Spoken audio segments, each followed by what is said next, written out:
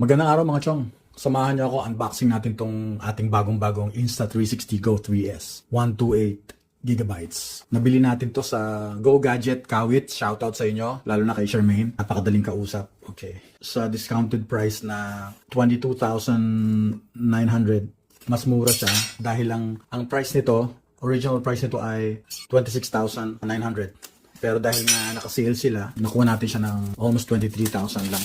Ayan mga chong. Sa mga matagal nang sumusubaybay sa vlog ko, napanood nyo na meron akong Insta360 One X2. Pero ngayon, meron ng Insta360 One X5. Ano na. Pero nabibigatan ako eh. Hindi siya pasok do sa mga activities ko. Masyado mabigat.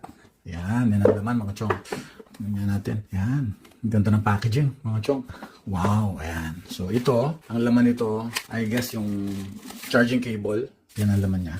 Ito na yung main camera. Ang liit ito. Mas maliit siya, mga chong, sa GoPro. Meron akong GoPro Hero 9. Mas maliit pa to. And of course, detachable to. Pipindutin dito para ma-detach yun. Yan. Yan na yung camera niya na pwede mo idikit sa damit mo, sa helmet, sa iyong cap. At ito naman yung unit niya na may monitor. Okay? So, ayan. So, pwede mo siyang iganyan para kung nakakabit ito, ma-review mo yung footage na kinakinuha mo. Wow, ang ganda. Ang ganda ng feel. Mukhang mamahalin talaga. Hindi mukhang cheap. So, may power button dito. At dito, ito kung ano yung cue. Explore natin mamaya. Yan. Ano pa ba yung laman ng box? Tignan nga natin. May nihila dito eh. Ano ba to?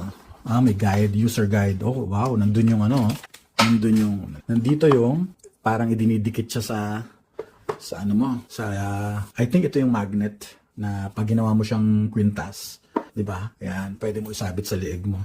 Okay, lagay muna natin diyan. Tapos ito naman yung iipit mo sa iyong cap. Okay, halimbawa ito, gusto natin dito.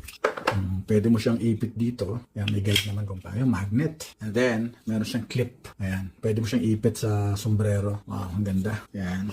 And then, magnet pala siya, oh. Para siyang hinihigop pag nilagay mong ganun. Nag-snap. Okay, what else? Ito naman, kung ano to eh. Basta isa ring paglalagay siguro sa ibabaw ng helmet or ano pa ba ito.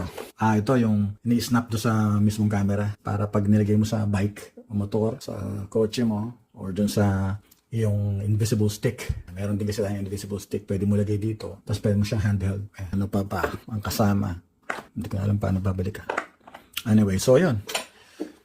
Yun ang mga kasama sa Insta360 Go 3S. Nabili natin sa Go Gadget Kawit branch sa halagang 22,900.